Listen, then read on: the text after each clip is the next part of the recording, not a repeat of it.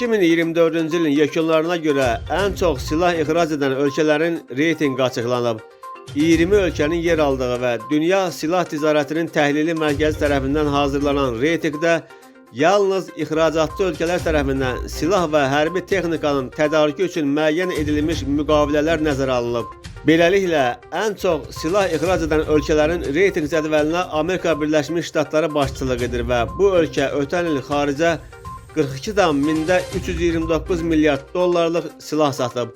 Bu isə 20 ölkənin silah ixracının 37,92%-ni təşkil edir. Siyahıda ikinci pillədə Rusiya 13,75 milyard dollar, başqa sözlə 12,32%, üçüncü yerdə Fransa 7,698 milyard dollar, 6,90%, dördüncü yerdə Cənubi Koreya 5,691 milyard dollar, 5,10% gəlir.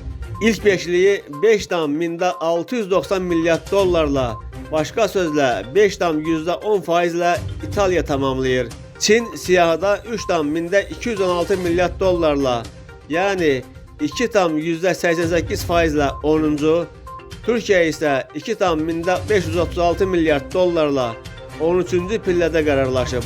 Ən çox silah tədarük edən ölkələrin ilk 20-liyində Almaniya, İsveç, İsrail, Norveç, İspaniya, Böyük Britaniya, Niderland, Avstraliya, İsveçrə, Polşa, Kanada, Hindistan və Braziliya yer alıblar. Qeyd edilib ki, 2024-cü ildə adi silahların dünya ixracı idxalının həcmi BMT reyestrinin təsnifatına və Dünya Silah Ticarətinin Təhlili Mərkəzinin qiymətləndirməsinə görə 111,615 milyard dollar təşkil edib.